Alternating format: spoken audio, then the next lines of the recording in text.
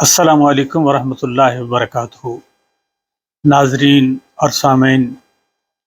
یہ بات آپ ذہن نشین رکھیے گا کہ ہم نہ تو واقعہ کربلا کی تاریخ بیان کر رہے ہیں اور نہ ہی تاریخی حوالوں سے بات کر رہے ہیں۔ ہم ایک خلاصہ بیان کر رہے ہیں، اور ہمارے بیان کرنے کا ایک بنیادی مقصد ہے، وہ یہ ہے کہ خلفائے راشدین کی موجودگی، ان کا دور حکومت، حضرات حسنین کریمین رضوان اللہ علیہم اجمعین نے دیکھا،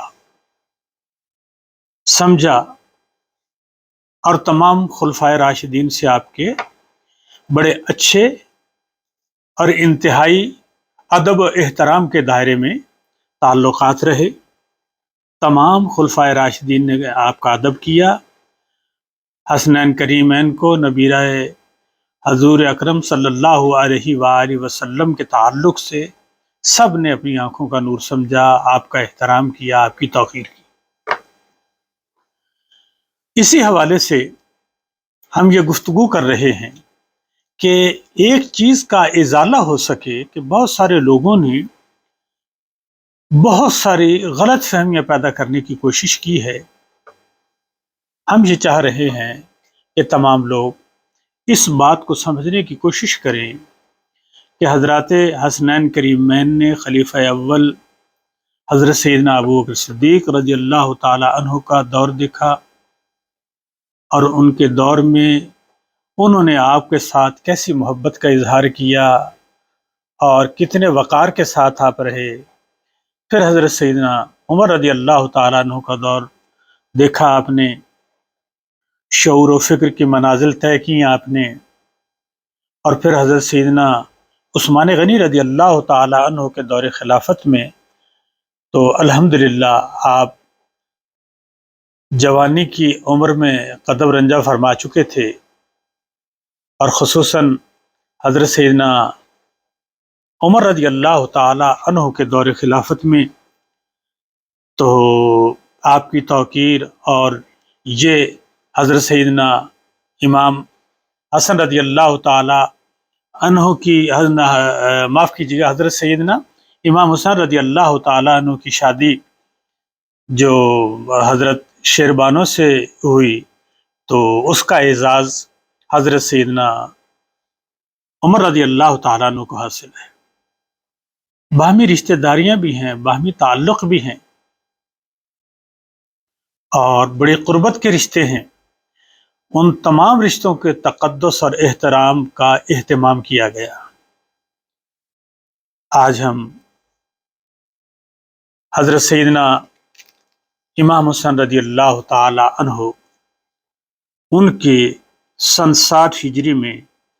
جب حضرت سیدنا امیر معاویہ رضی اللہ تعالی عنہ کا سن 60 ہجری میں انتقال ہوا، تو انہوں نے انتقال سے پہلے ہی اپنی زندگی میں یزید کے لیے لوگوں سے بیعت لے چکے تھے، اور یزید تخت نشین ہو چکا تھا، مگر اس کے لیے ایک اہم ترین معاملہ یہ تھا کہ اس کی جب بیعت لی گئی تو حضرت سیدنا امام حسین رضی اللہ تعالی عنہ، حضرت عبداللہ بن عمر رضی اللہ تعالیٰ عنہ، حضرت عبد الرحمن بن ابی بکر رضی اللہ تعالیٰ عنہ، حضرت عبداللہ بن زبیر رضی اللہ تعالیٰ عنہ، اور حضرت عبد الرحمن بن ابی بکر، انہوں نے بیعت نہیں کی تھی۔ ان کے نہ بیعت کرنے کی وجہ سے یزید کو یہ فکر لاحق تھی کہ جس کے بارے میں حضرت سیدنا امیر معاویہ رضی اللہ تعالیٰ عنہ نے بھی اس کو باخبر کیا تھا، کہ سیدنا امام حسین رضی اللہ تعالیٰ عنہ اور حضرت سیدنا عبداللہ بن زبیر رضی اللہ تعالیٰ عنہ، ان دونوں سے تمہاری خلافت کو خطرہ رہے گا۔ وہ کیا کہ اگر حجاز میں اور عراق میں انہوں نے اپنی خلافت کا اعلان کر دیا تو یہ پورا علاقہ جو ہے یہ یزید کے خلاف اٹھ کھڑا ہوگا، اور یہ سارے لوگ حضرت سیدنا امام حسین رضی اللہ تعالی عنہ کے ساتھ ہو جائیں گے۔ اس خوف کی وجہ سے یزید چاہتا تھا کہ جتنی جلد ہو سکے ان سے بیعت لے لی جائے، اس سے پہلے کہ کوئی اعلان کر دے، اس کے اعلان کرنے سے پہلے اس معاملے کو حل کر لیا جائے۔ تو اس سلسلے میں یزید نے مثبت رویے کی بجائے طاقت کا استعمال شروع کیا۔ مدینہ المنورہ شریف میں ولید بن عتبہ حاکم مدینہ منورہ شریف کو یزید نے حکم دیا کہ وہ حضرت امام حسین رضی اللہ تعالی عنہ اور حضرت ابن زبیر سے بیعت لے لیں۔ جب ان کو یہ حکم موصول ہوا تو اس وقت تک حضرت امیر معاویہ رضی اللہ تعالی عنہ کی وفات کی خبریں جو تھیں عامت الناس میں نہیں پہنچی تھی، لیکن کچھ لوگوں کو خبر ہو چکی تھی۔ اس نے کہا، ولید بن عتبہ کو تاکید کی اور خط لکھا تاکیدی طور پہ کہ حضرت امام حسین رضی اللہ تعالی عنہ اور حضرت عبداللہ بن زبیر اگر بیعت کر لیں تو ٹھیک ہے، اور اگر بیعت نہ کریں تو پھر ان کا سر قلم کر دینا۔ یہ سب کچھ حضرت امیر معاویہ کے انتقال کی خبر سے پہلے ہو جانا چاہیے، مگر حضرت امام حسین رضی اللہ تعالی عنہ کو حضرت امیر معاویہ کی موت کا اندازہ تھا۔ معاملے کی نزاکت کو بخوبی سمجھتے تھے۔ جب گورنر مدینہ ولید نے ان کو رات ڈھلے، وہ ایسا وقت تھا کہ ملاقات کا نہیں تھا اور اس ٹائم پہ وہ کسی سے ملا بھی نہیں کرتا تھا، جب اس نے ایسے ٹائم میں پیغام بھیجا حضرت سیدنا امام حسین رضی اللہ تعالی عنہ کو اور حضرت عبداللہ بن زبیر کو، تو وہ سمجھ گئے معاملے کی نزاکت کو کہ ایسے وقت میں بلانے کی کیا وجہ ہو سکتی ہے۔ بہرحال وہ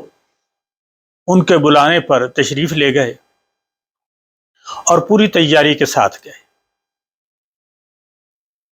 جب ولید بن عتبہ سے ملے تو سب سے پہلے تو ولید بن عتبہ نے حضرت امام حسین رضی اللہ تعالی عنہ کو بتایا کہ حضرت امیر معاویہ کا انتقال ہو گیا ہے۔ تو اس پر انہوں نے حضرت امیر معاویہ رضی اللہ تعالی عنہ کی خبر سن کر ان للہ و انا الیہ راجعون پڑھا۔ آپ نے حضرت امیر معاویہ کی وفات کے لیے تعزیت کی۔ تعزیت کرنے کے بعد ولید بن عتبہ نے آپ سے یزید کی بیعت کرنے کا تقاضا کیا۔ حضرت سیدنا امام حسین رضی اللہ تعالیٰ عنہ نے فرمایا کہ میرے جیسے بندوں کے لیے مناسب نہیں ہے کہ میں چھپ کر بیعت کروں، لہٰذا صبح ہونے دیں، پھر دوسرے لوگوں کو آپ بلائیے، جس طرح سارے لوگ کریں گے سب کے سامنے بیعت انشاءاللہ کریں گے۔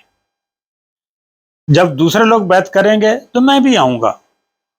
بیعت کروں گا کہ نہیں آپ نے فرمایا، بلکہ آپ نے فرمایا کہ دوسرے لوگ بھی، اہم ترین جتنے لوگ ہیں صحابہ کرام میں سے یا اہل مدینہ آئیں گے تو وہ بیعت کرنے کے لیے آپ کے پاس پہنچیں گے تو میں بھی آؤں گا۔ یہ فرما کر آپ تشریف لے گئے۔ چونکہ آپ نے کوئی ایسی بات ہی نہیں کی تھی جس سے ولید یہ سمجھتا کہ آپ انکار کر دیں گے، تو ولید نے آپ کے اس عذر کو قبول بھی کیا، درست ہے۔ اور ولید ذاتی طور پر نرم خو اور صلح پسند آدمی تھا۔ اس نے رضامندی سمجھ کر کہا کہ ٹھیک ہے۔ حضرت امام حسین رضی اللہ تعالی عنہ واپس تشریف لے آئے۔ مروان، جس نے زبردستی بیعت لینے کے لیے اور انکار کی صورت میں قتل کر دینے کی رائے دی تھی، وہ بہت برہم ہوا ولید پر اور کہنے لگا، اب تم ان لوگوں پر قابو نہ پا سکو گے، افسوس ہے کہ تم نے ان سے بر وقت بیعت نہیں لی اور تم قابو نہیں پا سکو گے۔ تو اس پر ولید نے مروان پر افسوس کا اظہار کہا اور کہنے لگا کہ مجھے بہت افسوس ہے تم پر کہ تم نے فاطمہ بنت رسول صلی اللہ علیہ وآلہ وسلم کے بیٹے سے میرے ہاتھ کو، ان کے خون سے میرے ہاتھ کو آلودہ کرنے کی کوشش کی ہے۔ میں ایسا نہیں کر سکتا۔ قیامت کے دن اللہ تعالیٰ کی بارگاہ میں حضرت امام حسین رضی اللہ تعالیٰ عنہ کے خون کا پوچھا جائے گا تو میں کیا جواب دوں گا؟ وہاں پر محاسبہ ہوگا۔ تو یہ گفتگو ہوئی، ان کے آپس میں مکالمہ ہوا۔ ادھر حضرت امام حسین رضی اللہ تعالیٰ عنہ واپس اپنے گھر تشریف لے آئے تو آپ نے اپنی فراست سے حالات کا جائزہ لیا۔ صورتحال انتہائی کشیدہ تھی۔ آپ کو یزید کی ولی عہدی اور اس کا طریقہ کار خلافت راشدہ کے موافق نہیں تھا، اس لیے پسند نہ آیا۔ پھر اسلام کا طرز انتخاب بھی یہ نہیں ہے، اور دوسری بات سب سے اہم ترین کہ موروثی بادشاہت کا آغاز ہو رہا تھا۔ اسلام نے تو بادشاہت کی مخالفت کی، اسلام نے بادشاہت کو پسند نہیں فرمایا کہ جو آئے وہ اپنی ہی اعلیٰ اولاد کو اپنی جگہ مقرر کر کے چلا جائے اور وہی خاندان سلسلہ چلتا رہے، بلکہ اسلام چاہتا ہے کہ جو اہل اور اس مقام کے قابل ہو تمام لوگوں کی مشاورت سے اس کو منتخب کیا جائے۔ تو یہ انتخاب بھی درست نہیں تھا، اس لیے ذاتی طور پہ اس کا انتخاب حضرت سیدنا امام حسین رضی اللہ تعالیٰ عنہ کو پسند نہیں تھا۔ اس کے علاوہ اہل عراق نے آپ کو بہت سارے خطوط لکھے تھے جو آپ کے پاس پہنچ چکے تھے۔ وہ چاہتے تھے کہ آپ عراق تشریف لے آئیں۔ کوفہ والے چاہتے تھے کہ آپ وہاں آئیں تاکہ یزید کے خلاف اس کے ظلم و ستم اور اس کے بد کرداری کی وجہ سے وہ جو زبردستی خلافت پہ فائز ہو رہا ہے اس کے اگینسٹ آپ حق والے ہیں، آپ ہی کا حق ہے، اور حق پسندی کا وہ اظہار کرتے ہوئے کہہ رہے تھے کہ آپ تشریف لے آئیں تاکہ آپ کو ہم اپنا خلیفہ بنائیں۔ ان تمام حالات نے آپ کو ایک فیصلہ کن مرحلے کی طرف قدم اٹھانے کی طرف تیار کر دیا۔ جس دن حضرت امام حسین رضی اللہ تعالی عنہ ولید بن عتبہ حاکم مدینہ سے ملے تھے، اس کے آنے والے دوسرے دن حضرت عبداللہ بن زبیر رضی اللہ تعالی عنہ مدینہ منورہ سے مکہ المکرمہ شریف کے لیے روانہ ہو گئے تھے، اور دن بھر ولید کے اہلکار ان کو تلاش کرتے رہے اور کہیں بھی نہ ان کو ڈھونڈ سکے۔ اس لیے حضرت امام حسین رضی اللہ تعالی عنہ کی طرف کسی کا خیال بھی نہ گیا۔ دوسرے دن ولید بن عتبہ نے حضرت امام حسین رضی اللہ تعالی عنہ کی خدمت اقدس میں بیعت کی یاد دہانی کے لیے آدمی بھیجے، تو آپ نے ایک دن مزید مہلت مانگی تو ولید نے اس مہلت کو منظور کر لیا، اور حضرت امام حسین رضی اللہ تعالی عنہ جو ہیں انہوں نے محمد بن حنفیہ کے مشورے سے 4 ذی القعدہ کو حضرت امام حسین رضی اللہ تعالیٰ عنہ نے اپنے اہل و عیال کے ساتھ مدینہ المنورہ سے مکہ المکرمہ شریف کی طرف روانگی اختیار فرمائی۔ آپ جب مکہ پہنچے تو مکہ پہنچ کر اطمینان سے آپ نے سوچ بچار کے ساتھ فیصلہ کیا، اور اسی لیے آپ وہاں سے تشریف لائے تاکہ سکون اور اطمینان سے آنے والے حالات کا جائزہ لیا جائے، اس لیے آپ وہاں سے تشریف لے آئے۔